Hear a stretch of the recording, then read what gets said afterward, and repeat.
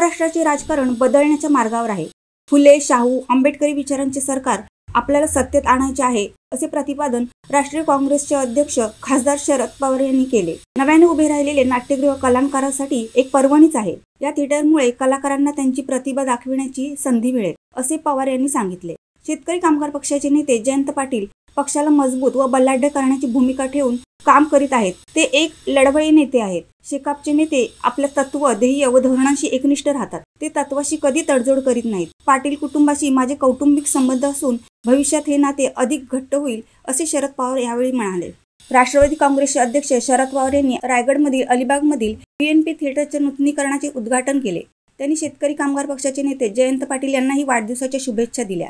PNP theatre पुन्हा एकदा चाहते आणि नाट्य कलाकारांसाठी उभे राहिले आहे। या थिएटरच्या नूतनीकरणाच्या उद्घाटन समारंभात शरद पवार उपस्थित होते। याशिवाय काँग्रेसचे प्रदेशाध्यक्ष हर्षवर्धन सकपाळ, खासदार निलेश लंके, सुषमा अंधारे, चित्रलेखा पाटील यांच्यासह महाविकास आघाडीचे नेते उपस्थित होते।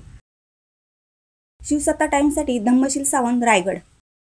दे धडक बेधडक वृत्त देणाऱ्या आपल्या शिवसत्ता टाइम्स न्यूज चॅनलला लाल बटन दाबून सबस्क्राईब करा आणि बेल आयकॉनला क्लिक करायला विसरू नका।